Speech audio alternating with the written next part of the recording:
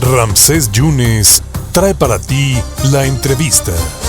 Hijo, pues es que desde ayer se ha estado hablando todo tipo de reacciones. De hecho, ya desde la mañana se está discutiendo en comisiones lo que es la supremacía constitucional. Y bueno, yo tenía entendido, doctor Lalo de la Torre, Eduardo, qué gusto saludarte, que eres un experto en estos temas. Bueno, se manejaba, de hecho se está discutiendo que cualquier acción de inconstitucionalidad, controversia constitucional o amparo no procede contra alguna ley que esté ya publicada en la Constitución, vamos, que es ya inatacable.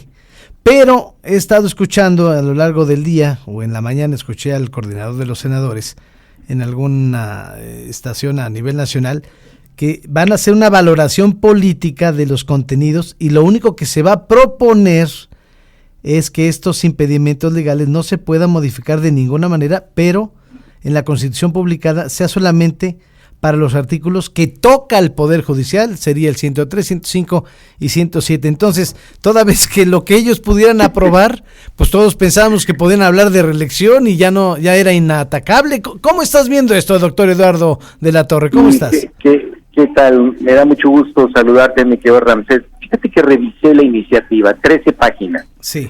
Tiene una enorme pobreza legislativa, carece de técnica legislativa. Cuando le agregan este apartado, efectivamente están negando al amparo, a la controversia constitucional y a las acciones de inconstitucionalidad. Déjame decirte que esa es la vía jurisdiccional para poder tener esos medios de control. Lo que establece, yo nunca había visto una iniciativa con bullets, ¿no? Hacen la síntesis de amparos en revisión de 1996, 1998 y se contradicen en el primero porque el amparo procede, por ejemplo, como es esta reforma, en vicios del procedimiento legislativo donde votaron los choferes y las secretarias de los diputados en una sede alterna, ¿no? Por ejemplo. Pero esto, déjame comentarte, el origen del concepto se lo debemos al mexicano Sergio García Ramírez, cuando fue juez en la Corte Interamericana de Derechos Humanos. La primera vez que vota él y que lo menciona es en un caso de Mirna Mac-Chan contra Guatemala en 2003. Ratifica el mismo voto en 2004 el propio Sergio García Ramírez en Chile y Ecuador. Y en 2006, en Almocid Arellano contra Chile, ya se hace de manera completa la implementación del control de convencionalidad. ¿Qué significa esto? Si esto sigue así con estos senadores y estos diputados, me extraña. Ahí está, creo que Ricardo Monreal dice que da clases en la Facultad de Derecho de la UNAM. El otro diputado, Sergio Gutiérrez, dice que egresó de la Libre de Derecho. Yo no creo que le hayan enseñado eso en esa escuela de mucho prestigio. Y está Adán Augusto, que es notario inclusive, ¿no? Nos expulsarían de la OEA, así de simple, ¿no? Esa construcción es un sentido internacional, es lo que le llamamos metafóricamente el bloque de constitucionalidad. Primero son los tratados internacionales en derechos humanos, después son los derechos humanos que tenemos plasmados en la Constitución, justo en el artículo primero. La segunda interpretación es la pro persona sobre los derechos humanos. Pero fíjate que en el tercer párrafo del artículo primero, mi querido Ramsés, establece que todos los jueces están obligados en el país a fallar de esa manera, de manera convencional, de acuerdo a los tratados internacionales y de acuerdo a la Constitución. Es lo que hizo la jueza de Coatzacoalcos, ¿no? Por ejemplo, para tratar de frenar la reforma. Galimatías, las prisas obviamente, enredan cada día más este proceso de reforma judicial, que al final, como bien lo dice el coordinador de los senadores, esto eminentemente es político. Pero déjame decir otra cosa. Sí. Ayer una serie de intelectuales, hay un profesor mío, Roberto Gargarella, es amigo, firma como terceros interesados a los amigos Curiel.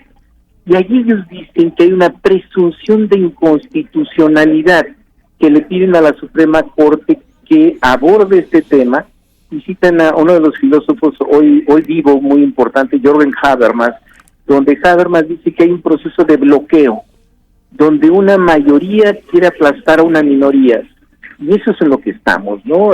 La legitimidad que apelan los 36 millones de votos, el Poder Ejecutivo y el Legislativo, se enfrentan a la legalidad que está apelando el Poder Judicial. Creo que ahí está el error, está muy mal escrito, no tiene técnica legislativa y simple y sencillamente nos expulsarían de un proceso de globalización jurídica que es la cara noble de la propia globalización, que es la defensa de los derechos humanos. Entonces, por ejemplo, la presidenta dijo hoy que esta supremacía constitucional fortalecería la ley de amparo y que solo lo que falta es ponerlo en la Constitución. Mira, la supremacía constitucional nace justo en Estados Unidos, en un caso de los jueces de noche, como le llamaron, Madison versus Marbury.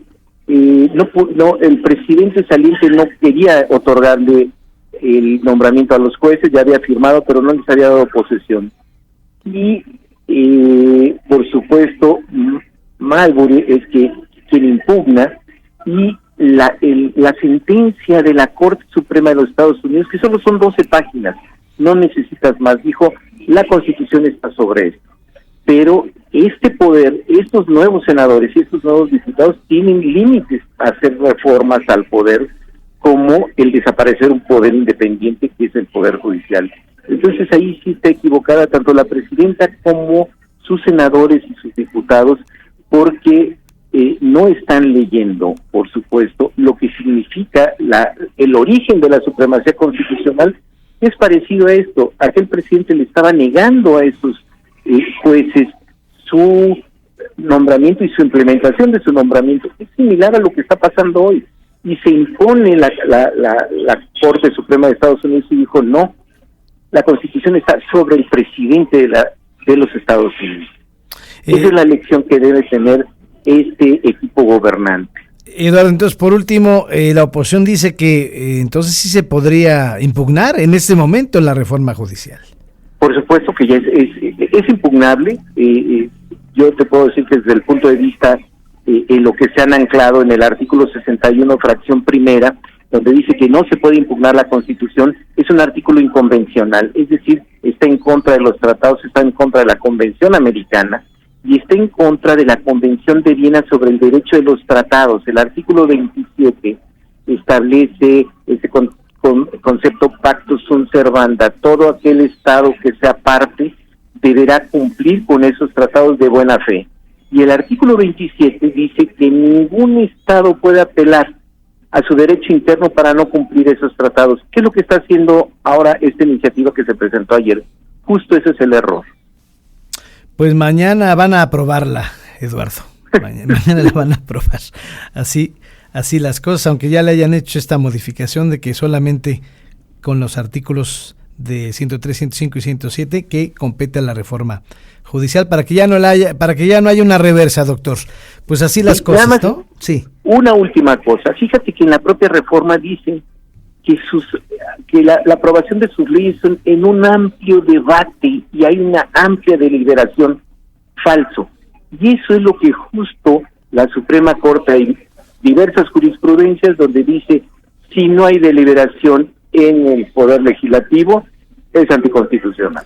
Doctor, te mando un abrazo y muchas gracias por darnos clases de jurídicas. Gracias, constitucionales. Un abrazo, gracias. mi querido Ramsés. Gracias. Hasta luego, buena tarde. El doctor, politólogo y un hombre experto en estos menesteres, el doctor Eduardo de la Torre Jaramillo. Mañana vamos a platicar con el presidente de la Comisión de Puntos Constitucionales, Óscar Cantón Cetina, senador, y también la otra parte, el senador Enrique Vargas, para ver pues cómo va el asunto, porque eso se tendrá que votar hasta la tarde-noche de mañana.